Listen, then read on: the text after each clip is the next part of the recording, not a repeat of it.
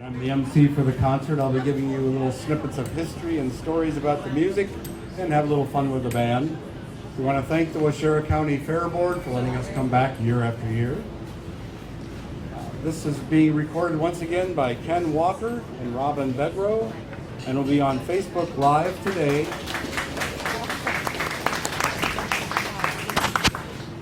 And it'll be on the Facebook site for 4 weeks, and then Facebook makes you take it down. So, if you're ready, let's begin today's concert with our national anthem, written as a poem by Francis Scott Key while on the deck of a British prison ship watching the assault on Fort McHenry.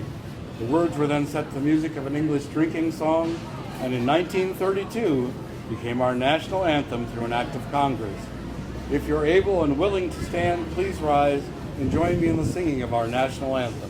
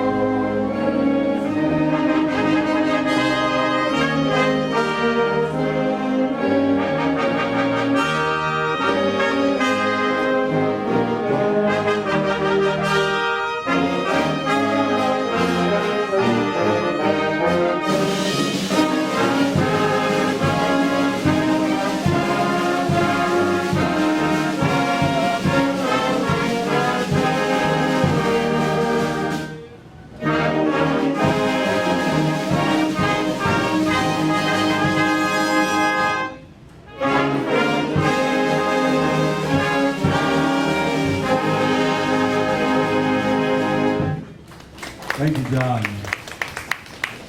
In the early 1930s, Jaime Texador wrote Amparita Loca, a powerful Spanish march. It became popular and was played by bands all over the world for a number of years, becoming a standard in the repertoire of many bands. This arrangement by Gary Fagan is meant to bring the excitement of the march to all bands. Please welcome once again our little powerhouse, John Jenks, to the podium to conduct Amparita Loca.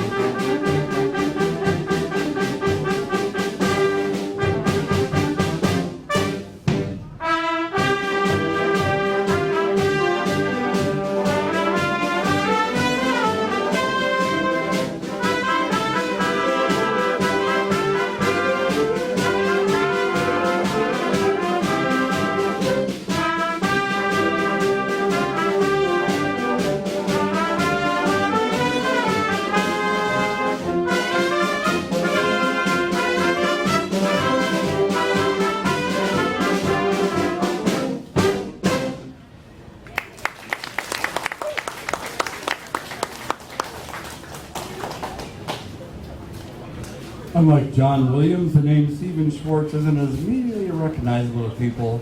However, he's written music for 5 generations for some of the biggest hit musicals, Pippin, Godspell, as well as Disney's Pocahontas, The Hunchback of Notre Dame, Enchanted, and DreamWorks' The Prince of Egypt. Schwartz has earned 3 Grammys, 3 Oscars, and a Golden Globe. He's been nominated for 6 Tony Awards. He grew up in New York City, and while attending Carnegie Mellon University, he composed and directed an early version of Pippin called, cleverly enough, Pippin Pippin. Oh, I'm forgetting something. Oh wait, I left one movie out, Wicked. With the second part of the movie coming out this fall, we thought a little reminder of the music you saw in the first one would be a welcome reminder of how good the second half will be. Please welcome the magnificent Mary Stepanek to the podium for Wicked.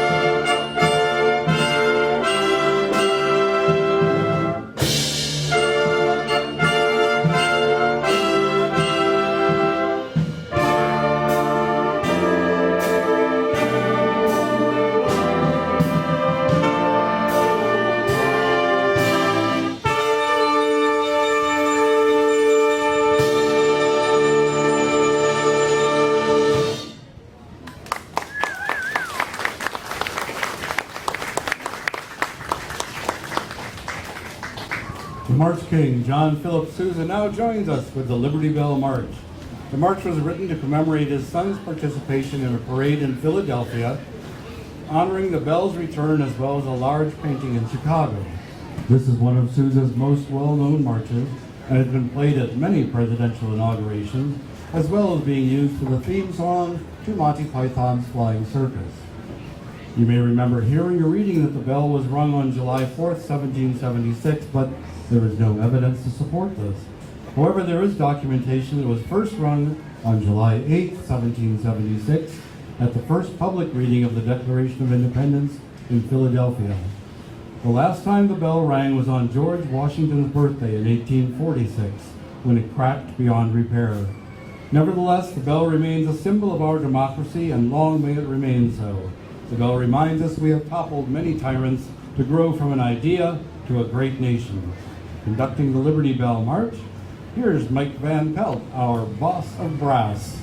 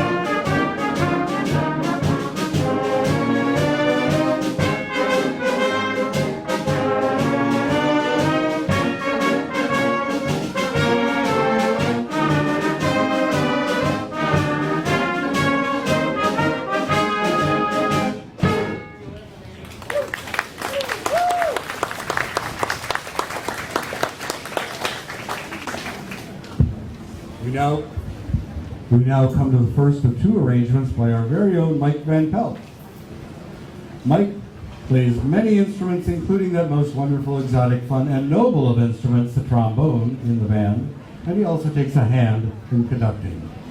The first arrangement is a compilation of many songs of the Wisconsin state dance, which is the polka. In 1993, the polka was officially named as Wisconsin state dance after the second grade class from Charles Lindbergh Elementary School in Madison made the official request and was supported by several groups. Here is Polka Time, arranged and directed by Mike Van Pelt. Feel free to dance or sing along with these popular polkas. I'm sure you will know at least one. You must sing along with that one.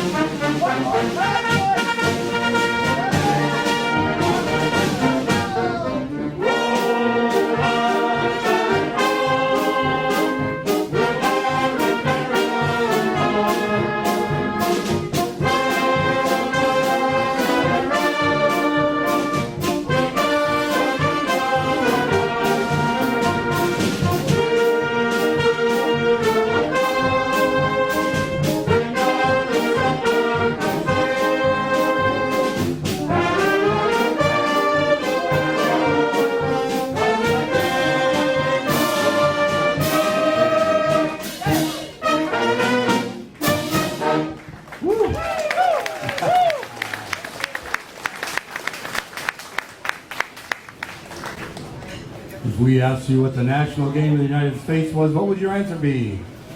Baseball. It's still baseball, although not invented by Abner Doubleday. His name was associated with it till after his death, and so history remembers him. Abner Doubleday was a major general for the Union during the Civil War. He fired the first shot in the defense of Fort Sumter and had a pivotal role in the Battle of Gettysburg. But this is not about Abner Doubleday. In 1925, John Philip Sousa accepted a commission from Judge Kennesaw Mountain Landis, the first baseball commissioner, for the 50th anniversary of the league. Sousa was thrilled as he was the pitcher for the Sousa Band's baseball team and a lover of the game. Sousa was said to be an excellent pitcher and started most games on the mound. He threw competitively until his skills waned with age. He once said, "If baseball has a drawback, it is the early time of life at which the player is forced to retire and give way to younger blood." If you didn't at first recognize the title, you would quickly know it's a Sousa march with the highs, lows, dogfights, and melodious woodwinds and brass airs. You will even hear the crack of the bat.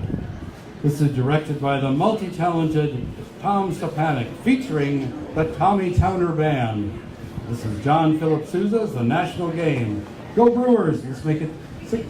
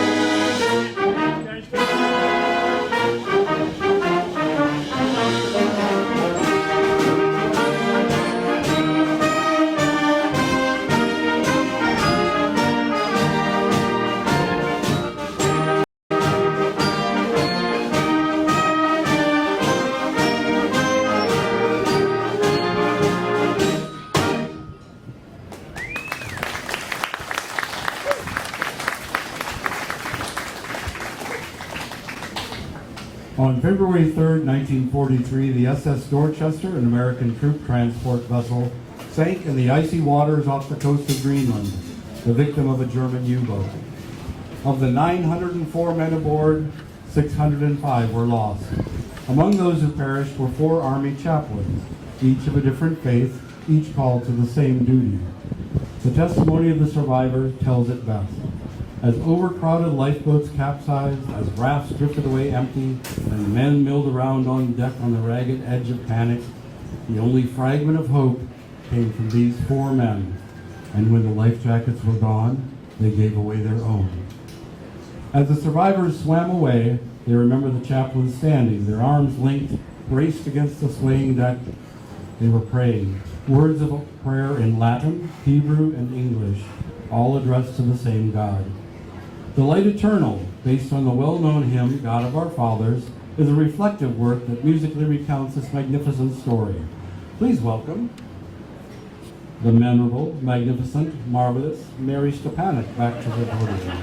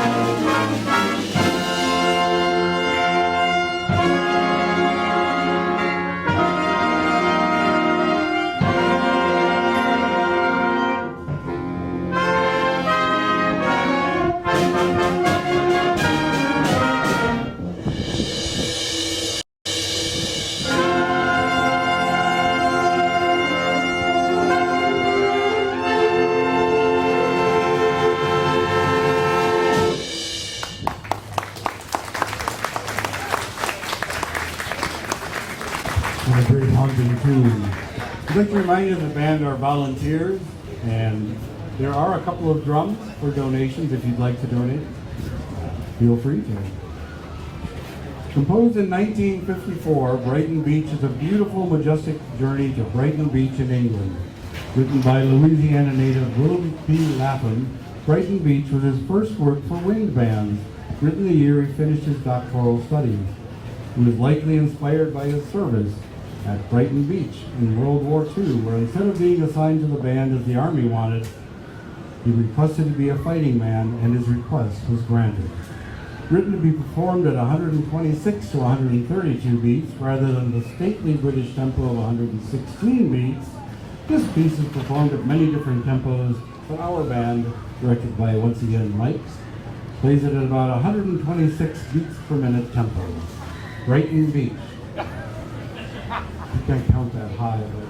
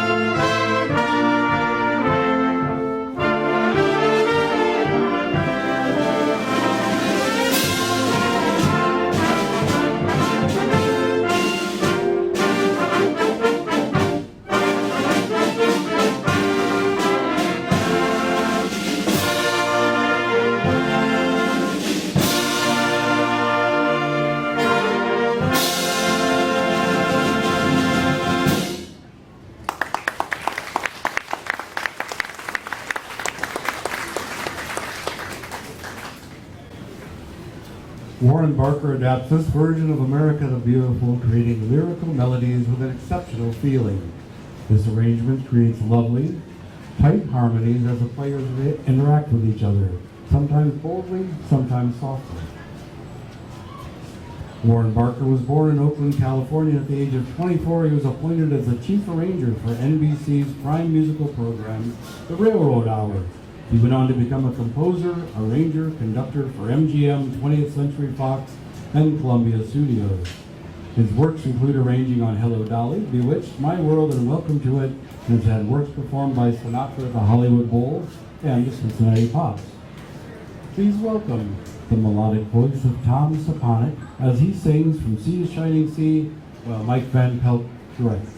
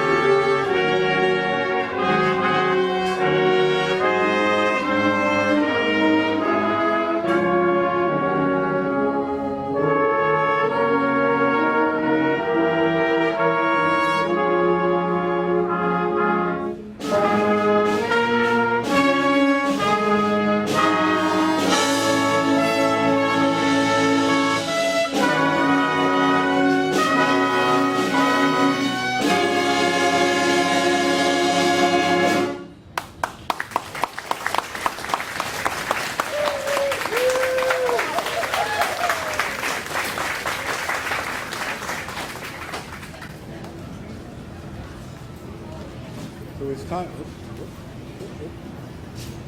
Forgot to turn myself back up. Time for our veterans in the audience to stretch their legs. This is the second song arranged by Mike Van Pelt. This collection of marches honors our veterans of each branch by playing their branch anthem. It was released in 1972 and used extensively in the 1975-76 bicentennial year. It became a song later in its own right, and Semper Paratus, Always Ready, the U.S. Coast Guard anthem, was added.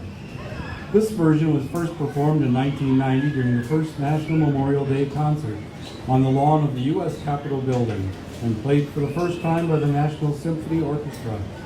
We ask if you are able to please stand or raise your hand when your branch's march is played and sing along. Thank you all for your service. Presenting the service marches.